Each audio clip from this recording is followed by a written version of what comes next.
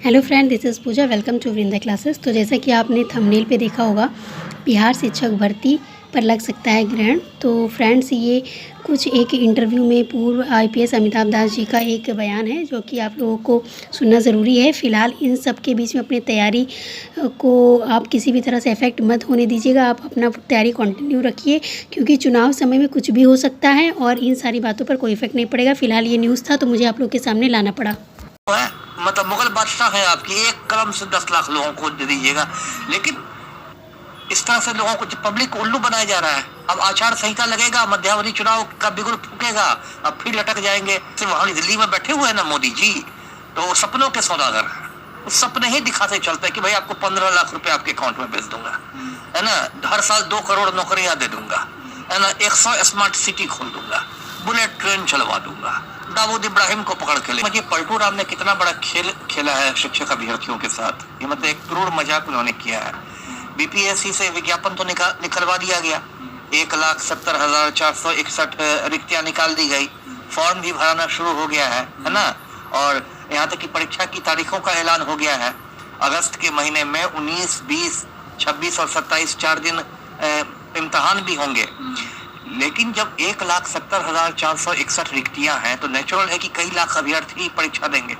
तो अभ्यर्थियों का रिजल्ट कोई अगले रोज तो नहीं निकल जाएगा, 1-2 महीना निकल आगे बढ़ ही जाएगा, अक्टूबर नवंबर तक। तब तक क्या होगा? तब तक चुनाव का ऐलान हो जाएगा।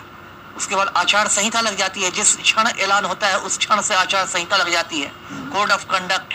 उसके बाद क्या होगा कि पलटू राम को बहाना मिल जाएगा कि अब तो देखिए आचार संहिता लग गई है, अब तो हमारे हाथ चुनाव आयोग ने बांध दिए हैं, तो अब तो ये होगा वो हो गया, अब तो हम नियुक्तियां कर नहीं सकते हैं। और फिर ये जो नियुक्तियां हैं ये अनिश्चित काल के लिए टल जाएंगी, क्योंकि फिर चुनाव के बाद क्या समीकरण होता है, क्या बात होती है, कौन सरकार बनती है, मतलब ये खटाई में पड़ जाएगी।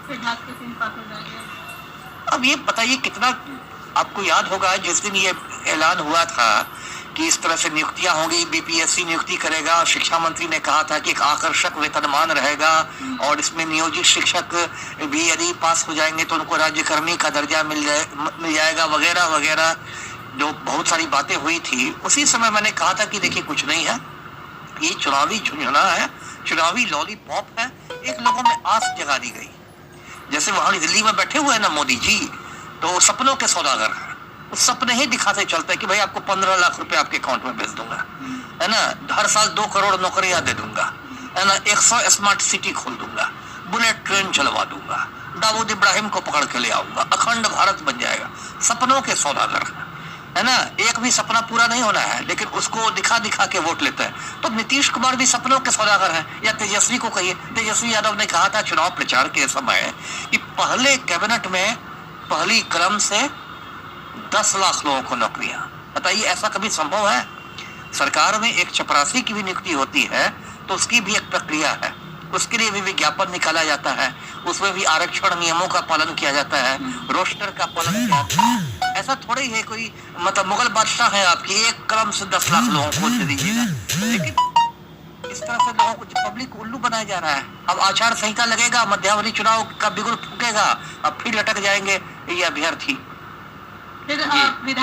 तो ये सारी बातें आपने सुनी। ये एक बिहार का एक न्यूज़ चैनल है जो कि जिस पे इनका इंटरव्यू चल रहा था, तो मैंने वहाँ से इसको रिकॉर्ड किया है और आप लोग के सामने इसको जो है प्रेजेंट किया है। तो अगर एफर्ट अच्छी लगी हो, वीडियो अच्छी लगी हो तो लाइक शेयर करिएगा।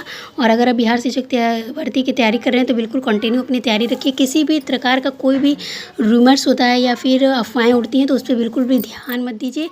सिर्फ ऑफिशियली अगर कोई बात कही जा रही है तो उस पर फोकस करिएगा, क्योंकि जब भी कोई वैकेंसीज आती हैं तो इस तरह के रूमर्स आसपास हमारे भटकता रहता है, जिससे माइंड डिस्टर्ब हो जाता है और पढ़ाई पे भी इसका इफेक्ट पड़ता है। तो इन सारी चीज़ों पर, अपनी तैयारी पर कोई भी प्रभाव मत पड़ने दीजिएगा। वीडियो अच्छी लगी हो तो लाइक शेयर करिएगा।